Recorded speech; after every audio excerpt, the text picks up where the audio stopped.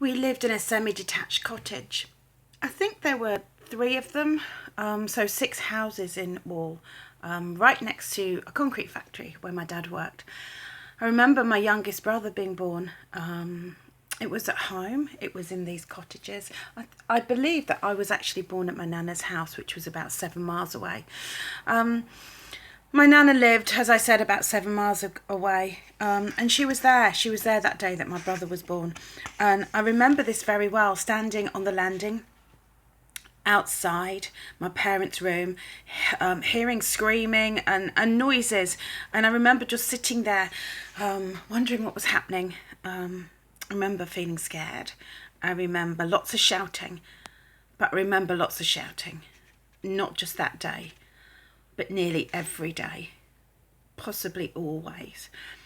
But as I sat on the landing, feet on the top step, for some reason, I remember just hearing a voice in my head, just saying it was going to be all right. Everything will be okay. And I'd heard this voice before so many times, and always on this landing. A small landing, faded carpet, red I think it was.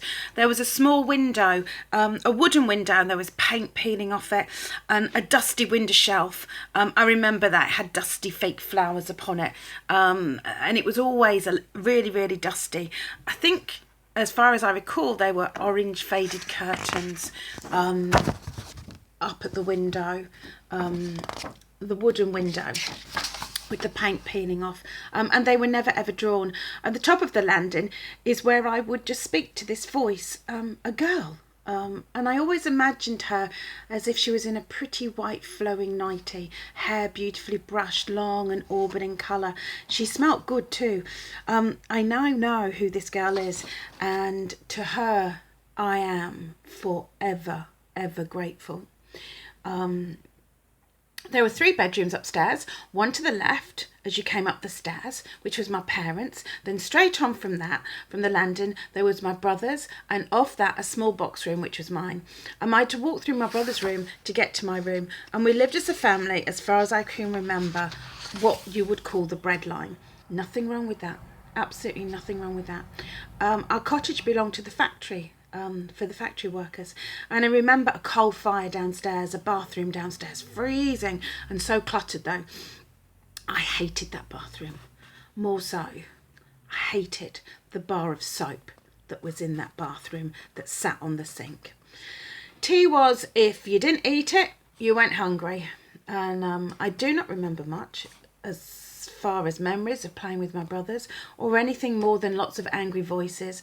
My parents' marriage was not happy, and boy, oh boy, did we feel it.